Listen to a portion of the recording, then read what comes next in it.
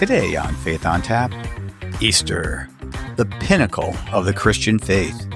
So how should we as Christians respond to those who show up to church just once or twice a year, including Easter? How should our hearts be aligned? Well, I think I never want to discourage or disparage those CEOs, Christmas and Easter onlys, because they're actually coming.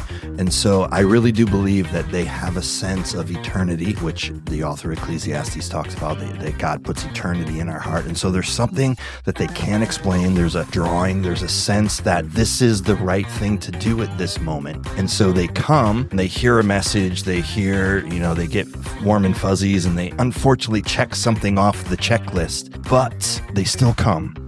Continuing with this grace, let's consider the people in our family, regardless of where they are, and always approach them with the grace that has been extended to us. Right now, the tradition is the family gets together. We're a small family, so there's not many people, and we do lunch. And because my wife's family of origin is Jewish, I'm asked to pray at Easter. So the Jews come over to Easter to eat ham.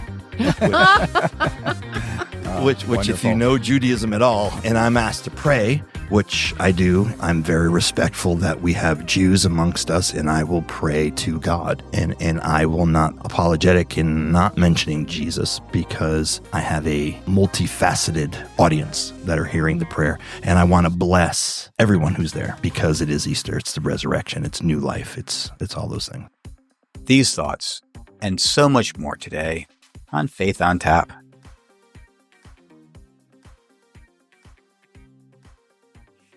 So, hello, everybody. We are at Bad Sons Brewery in Derby, Connecticut. I actually didn't panic. I found out they did have a brown ale, and it was a Bad Billy.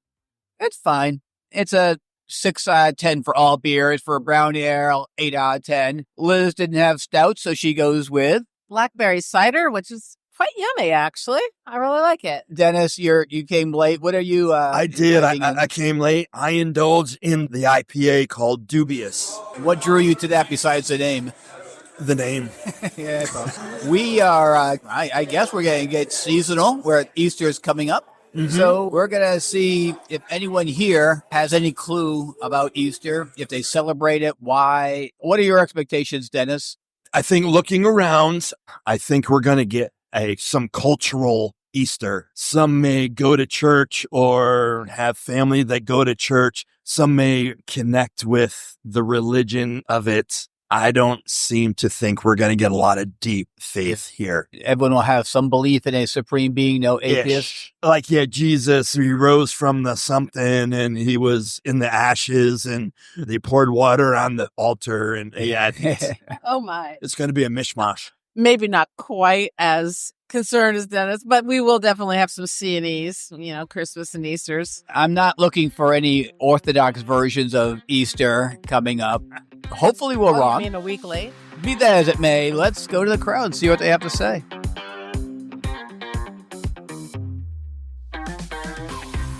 Easter's coming up. First of all, what's your name? Bob. Do you do anything to celebrate Easter? Is there any traditions or anything that you guys do? I go eat at my sister-in-law's house. No religion at all. Do you do it just because your family get together and stuff like that? Yeah. We hide Easter eggs for the kids. Okay. And let them run around. What's in there, candy or money? Both. What's the biggest currency you have in there? I think $1. What's the traditional meal going to be? Baked ham, all the sides, scalloped potatoes. Pretty much everything else.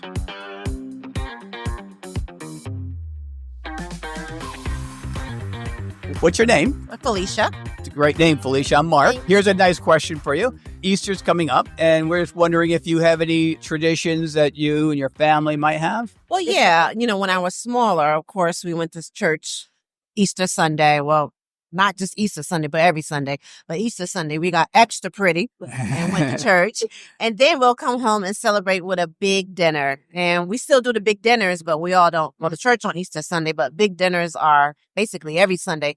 And Easter is just extra special. Is there no traditional big dinner on Easter? It's just whatever it is going to be big? Or do you have a tradition? It's basically tradition for us. Baked macaroni and cheese, baked ham, ziti, brown rice, collard greens, potato salad, Okay. dinner rolls. Yeah. Yeah. And then we have pound cake, ice cream cake. Yeah, we have all the good stuff. Do you have any children that are in the gathering that you do things? You know, it's only 2 of us, me and my sister, and my sister has 1 child. I have 2 kids. Okay. Yeah, and then it's our parents. So Is it important, you think, to have tradition? absolutely, and we instill that into our kids as well. So yeah, Yeah. But you don't go to church or anything like that on Easter? every now and then. Every now and then? Yeah. But it's not part of the Easter tradition. It's just what Now you that do I when you got feel. older, no, but when I was younger, I didn't have a choice. I had to go. When you get up in the morning on Easter morning, is it like a special day to you, or is it like just another day that I have to do things? I don't want to say, well, I kind of think it's still special because I know that my mother has instilled that in us. But Yeah. as far as me doing anything else outside of that, no, I just know that it's tradition for my family to Okay. have a good Easter. But it's a fun time. It is. And It you is. and It's you a good want to have that gathering. kids have that memory of that closest, that family unit. Absolutely. Awesome. I love it. Well, Yeah. thanks, Felicia. Thank You're you so welcome. much.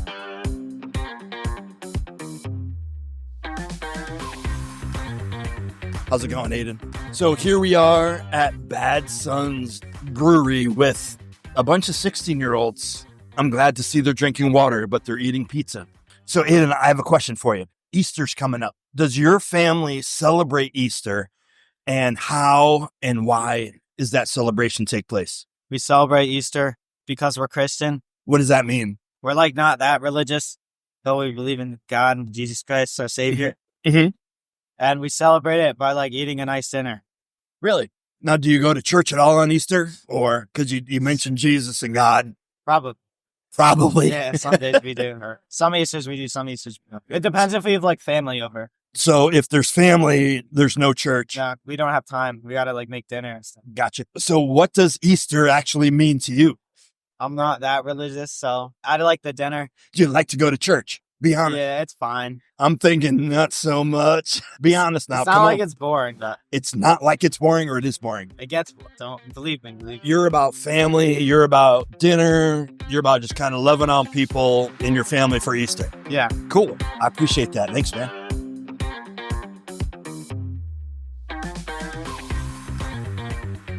Your name, sir? Ben, Ben. How old are you, Ben? 16. So the question is, do you celebrate Easter with your family, and how do you celebrate it and why? Yes, I do celebrate Easter with my family.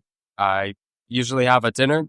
Mhm. If there's little kids over, sometimes we'll put eggs out in baskets and such, regular gifts like chocolate rabbits and stuff. Yep. Sometimes we go out to Pennsylvania to meet more family and Oh, have okay, a dinner cool. over at their house. The reason we do it, I guess it's more tradition because we've just always done it. There's been no other background reason. I'm religious, but we're not acting. What do you mean by I'm religious? I have beliefs of a Christian, but I don't act on the other things that they make. I'm not devout. And when you say you're not devout, does that bother you at all, or is it just okay for I you? do wish to be more active, but when I mention it to my mom or my dad or other people, that other family, they may be like, "Oh, what? You're religious now?" That kind of got me thinking that they may be like atheists or something, or Mhm. just maybe just out of pool. Gotcha. They just have no interest in anything. You're enjoying the Easter celebration. You almost, what I hear is there's almost a quiet spirituality to you, which Yeah. you don't voice and or express all that much. I mean, sometimes personally, I do pray, just by myself. Sometimes for others, sometimes for just general well-being. And so would you say that you have a relationship with God and or Jesus? I would like to say I do. I can't judge how strong it is. That's only for him to do. I would like to say I do. I would say everybody has one. It's just, it varies. It on varies. how they So- see it, yeah. So everybody has this relationship with God, except it's different. Yeah, it's different. You see that in your family? Yeah, a Yeah. little, yeah. And your mom and dad, did they bring you up religious, or were they No, just open to you kind of finding your path? they were just open. I kind of got a little bit more into it from peers at school. Mhm. That kind of got me thinking like, oh man, I might want to start getting into this, just to help benefit me personally. Have you ever read the Bible? I have not, You have not? unfortunately. No, I don't have one. 'Cause I understand it's a pretty good book for what you're looking for to understand. So Yeah. I would encourage that. Well, thanks for your input. That's great. Thank you.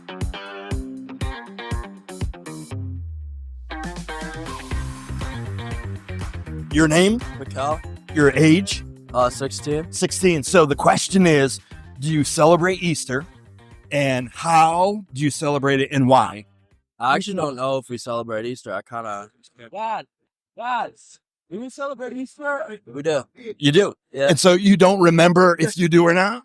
Man, I guess we don't really like celebrate it that much because I don't really remember. Mm-hmm. Do you have like family over for dinner or anything? Yeah, we'll have like dinner, I'm pretty sure, but nothing too crazy. So it's not really a major holiday or a major focus for you and your family? Not really.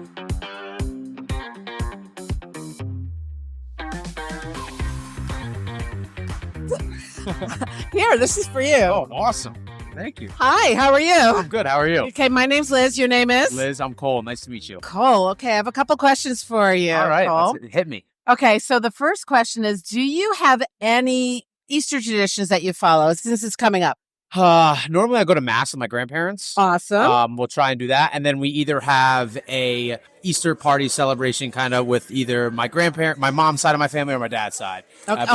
I believe this year it's with my mom's side and we're hosting it at our house. So that's cool. Looking forward to having all the cousins and stuff in Very town. nice. And how many people will show up? Oh gosh, it varies every year, kind of based on what people are got going on. Mhm. Should probably be around like 15 of us, I think. Now, are you in charge of what part? I'm in charge of eating.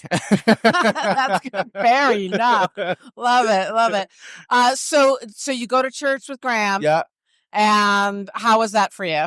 It's good. I mean, I went to Catholic school in high school, so I've been doing the whole church thing for a while now. I was actually originally great. baptized Protestant, so I kind of bounce in between both You're churches. going back and forth. Yeah. You walk in a dangerous Cover my road, bases. man. Yes. That's I cool. don't care what you guys say, man. I'm still out there trying to spread the good word of Jesus Christ. But, That's phenomenal. So I'll go with my grandmother. We'll normally go to her church down in Stratford. I believe it's down in worship, and then it's get your eat on. So talk to me. When you say that, what are the foods that you're setting down? What do we got going on? It depends on whose house we're at. It's at your house. So what's going on? That's my mother's job this year. I don't know. So normally it'll be like a lasagna. There'll maybe be a ham there. There'll kind of be a different spread. Maybe a pork tenderloin. I don't know. Okay, and your address is? No. Yeah, everyone kind of brings something, and then like a dessert as well. But like when it's my dad's side of my family, it's my grandparents over there. They're Portuguese, so they do more of like chicken and like vegetables and pastéis de natas, which are like a Portuguese custard. Say that again. Good. Pastéis de nata. You have a really, really strong Yeah. family doing all this. Yeah. That's beautiful, Cole. Yeah, I love that.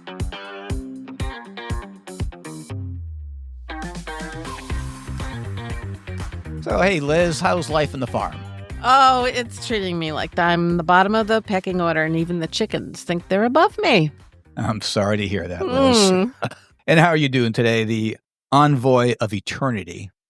I'll take it. Yes, Yeah, I'll embrace so that. good. I will embrace that. Darn. The envoy of eternity. Boy, I'm waiting for you not to like. Last time you didn't like it. I felt pretty good. I'll take that one. All right. Maybe you have I'd make a T-shirt of that one. Or a That was tattoo. really good. Ooh, That could be a tattoo. Yeah. So our question, do you celebrate Easter? And if so, what are traditions, etc.? And I think going in, we kind of expected what happened. I mean, we're a little less negative as we were, people do celebrate Easter. Not necessarily do they celebrate Easter for the right reasons, but I guess we'll get to that. Let's talk about the people we talked to. I talked to Bob, and right off the bat, when I asked him about Easter, he goes, oh yeah, we do stuff. Right off the bat, no religion at all. We get together as a family. We hide Easter eggs with the kids. We have a family over. Going to church was almost laughable. You come to find out in New England, we have a lot of people who they started in the Catholic Church. We have a large Catholic population in New England. And for reasons, they go away from the Catholic Church and they blame everything on the Catholic Church, where more or less it was probably blaming themselves for where they are. But he was one of the people who blamed Catholicism for the reason why he doesn't believe in going to church, etc. Felicia, another person I talked to, she started off with, well, of course, when we were young, we all went to church every Sunday, but on Easter, we would dress up and especially get excited for it. We always went to church and liked that part. She most matter-of-factly said, well, now no one goes to church. She goes, well, once in a while we'll go. Weddings and funerals. Well, yeah, it sounded a little bit more than that. And she was a very nice person and she's very sincere. It was just not in their things they do.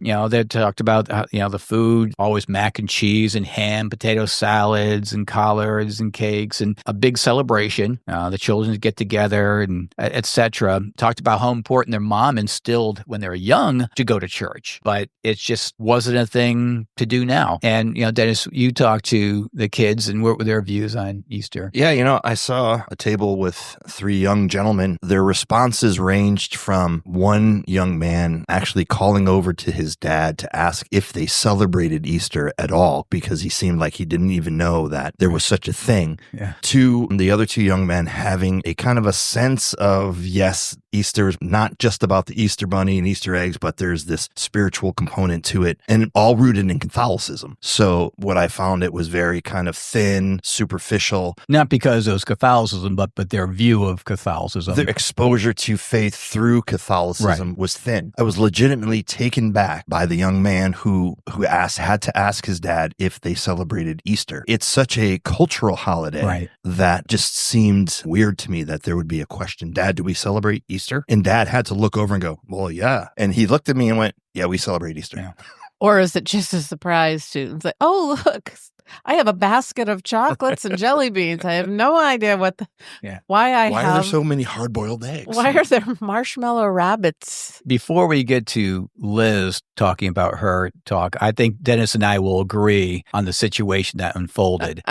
Now, if you recall the last podcast, I bemoaning the fact that I was shut out vehemently between a number of people. I held my head high and I went after a group of people and I wasn't going to take no for an answer and I went right at it. Liz, on the other hand, she was rejected by a couple females and she came back like, oh, poor me. I'll never be able to be able to another interview ever again. And her self-esteem was trash. And Dennis and myself were trying to buoy her spirits up and say, it's all right, Liz, we'll get him next time. And she goes, I don't think there'll ever be a next time. So this is so real. During this time, there was despair. There was despair. Thank you. I saw the despair. Yes. So during this time, the server came to us and we had a microphone. What are you doing? I said, oh, we're doing a podcast, and kind of like nudge Liz, this is your chance. Do something. So, okay. I was giving her the look too. Like I had my eyes open like, come on, Liz, do this. So she said, can you talk into the microphone? Yeah, sure. Give me the mic. And then he took off.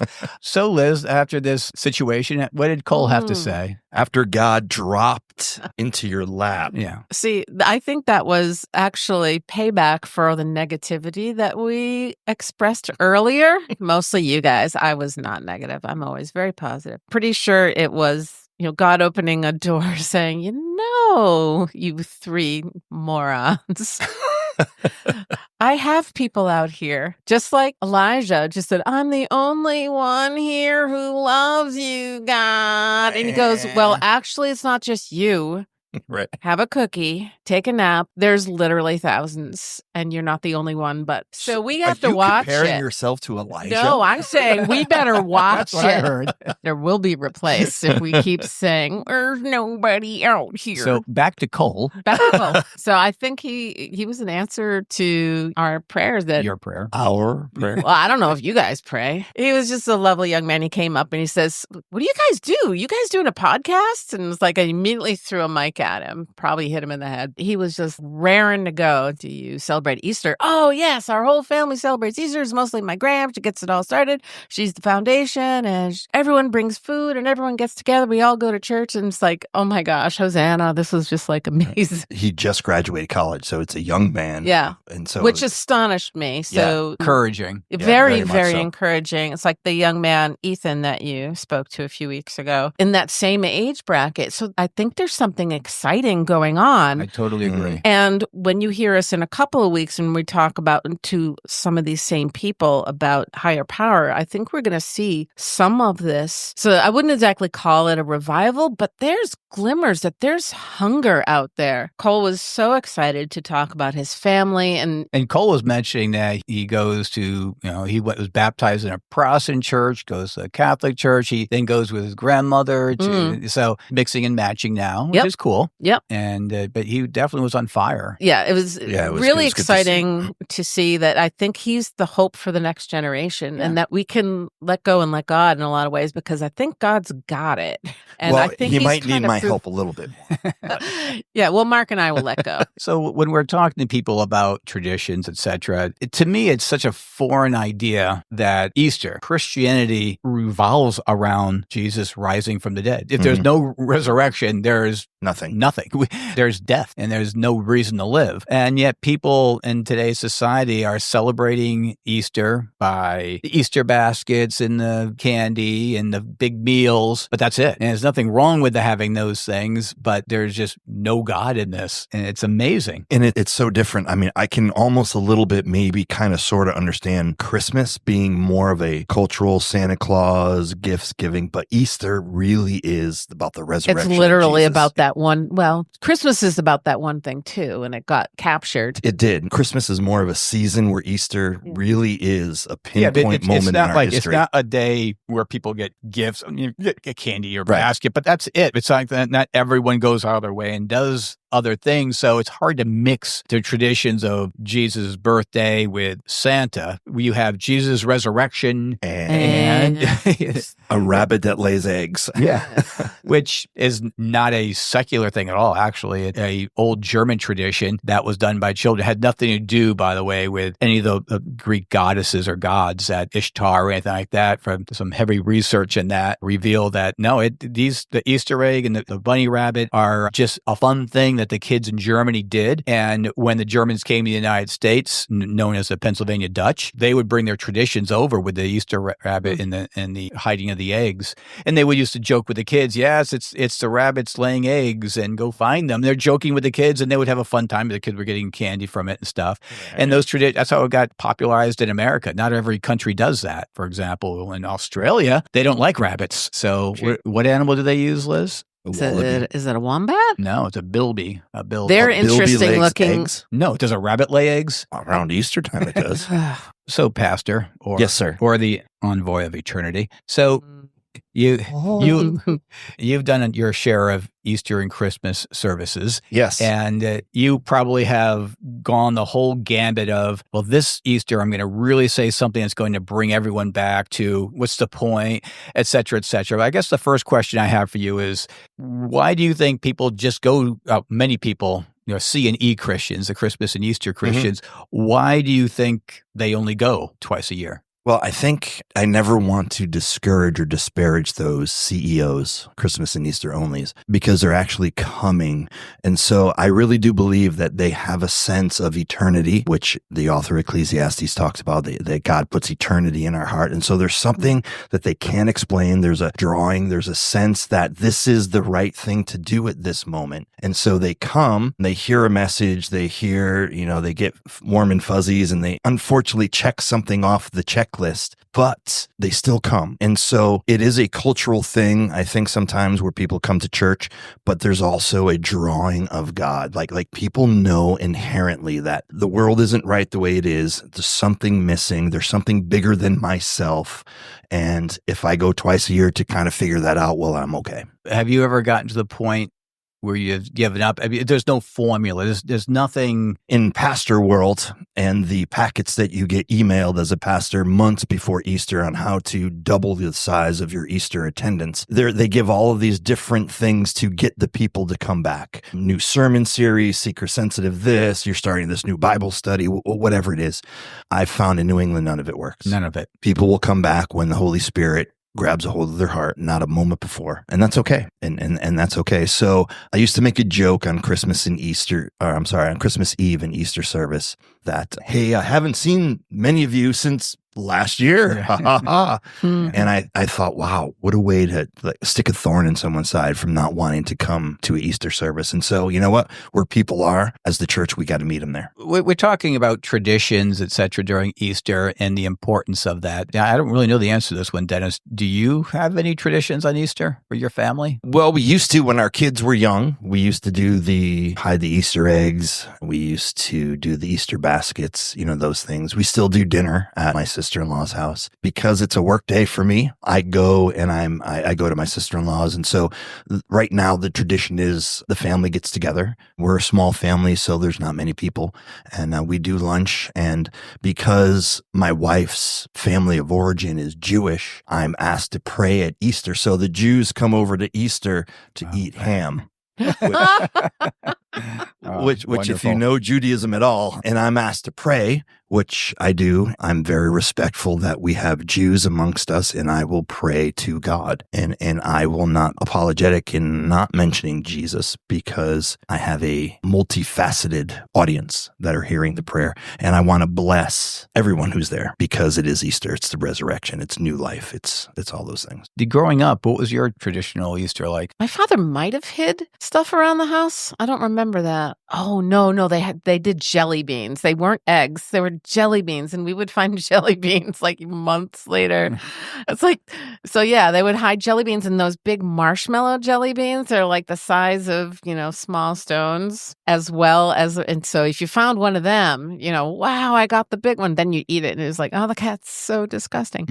Yeah. And then we'd get the basket, and we'd always have a big hollow chocolate rabbit, and we'd always go to church, but I don't remember what we ate. I guess we ate ham. I trying to pass down the tradition from my father side of the family, being a Polish family, and he always made kielbasa and horseradish. And when he passed a number of years ago, figured I might be the only one who would care to continue that. And I thought it was a worthwhile tradition, because everyone enjoyed it, and it brought joy to people.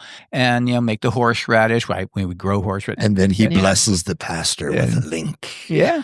Wow. Yeah. So we have that. We have, usually in the morning, Liz and I are the only ones home, and we'll maybe have kielbasa and eggs or something in the morning. And then we'll maybe smoke a ham. We'll have the kielbasa, and Liz makes her famous boiled parsley buttered potatoes that everyone likes. For whatever reason, it's the kids' favorite.